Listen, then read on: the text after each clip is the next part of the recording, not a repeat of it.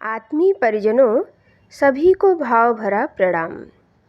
ओम अखंडमंडलाकारं व्याप्तं येन चराचरं तत्पदं दर्शितं येन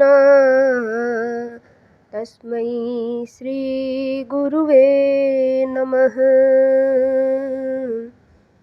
तस्मै श्री गुरुवे नमः। ओम श्री गुरुवे नमः।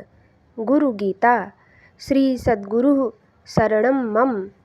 गुरु गीता गुरु भक्ति की गंगोत्री है। यहाँ से प्रवाहित होने वाली गुरु भक्ति की गंगा जब शिष्यों के अंतःकरण में प्रवेश करती है तो उनके जन्म जन्मांतर के पापों का शमन होता है।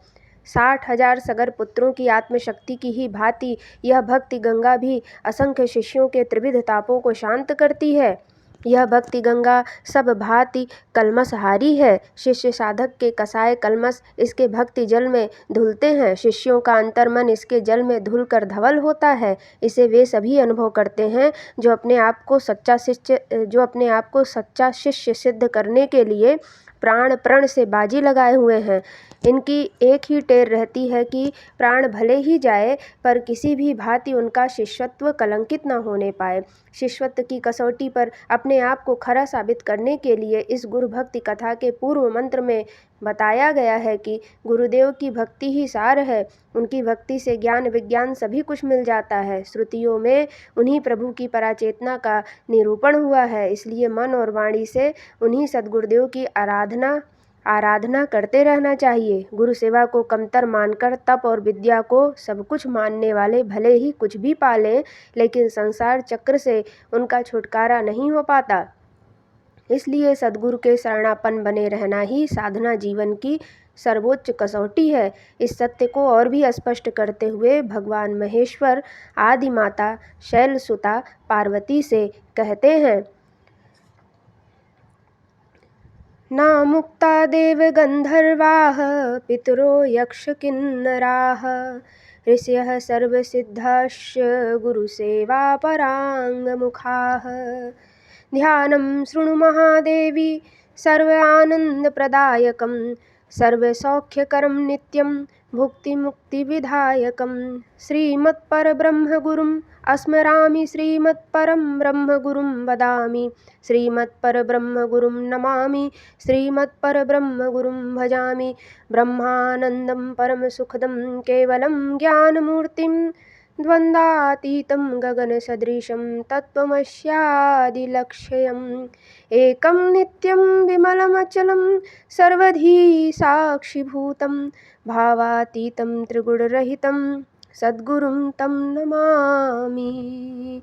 नित्यं शुद्धं निराभासं निराकारं निरञ्जनं नित्यबोधं चिदानन्दं गुरुं ब्रह्म नमाम्यहम्।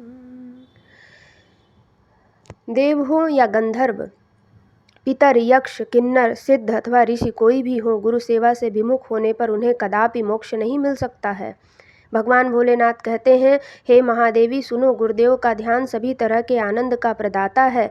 यह सभी सुखों को देने वाला है। यह सांसारिक सुख भोगों को देने के साथ मोक्ष को भी देता है। सच्चे शिष्य को इस सत्य के लिए संकल्पित रहना चाहिए कि मैं गुरुदेव का स्मरण करूंगा, गुरुदेव की स्तुति कथा कहूंगा, परब्रह्म की चेतना का साकार रूप श्री गुरुदेव की वाणी, मन और कर्म से सेवा आराधना करूंगा।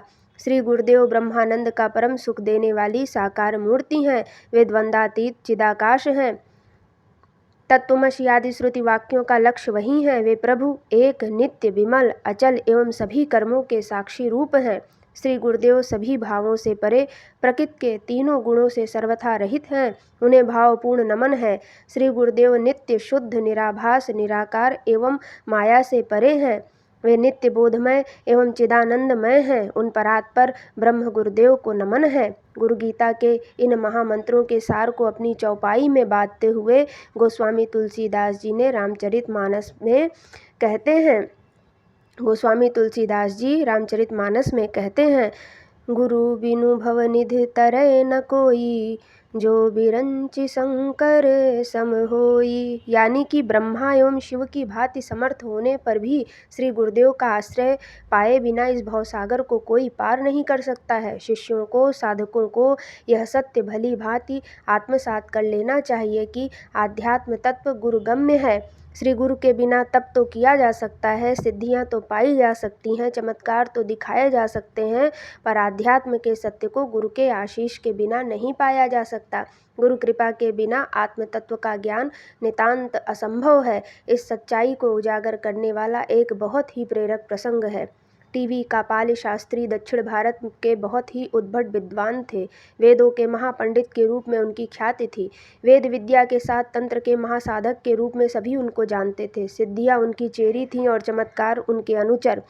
अनेकों भक्तों का जमघट उन्हें घेरे रहता था, जिनमें कुछ सच्चे जिज्ञासु भी थे। इन सच्चे जिज्ञासु शिष्यों में एक MP पंडित थे, जिन्होंने बाद के दिनों में प्रख्यात मनीषी के रूप में महती ख्याति अर्जित की। तप विद्या एवं सिद्धियों के धनी कापाल शास्त्री के पास सब कुछ था सिवाय आध्यात्म तत्व के गूढ़ रहस्यों के। यह अभाव उन्हें हमेशा सालता।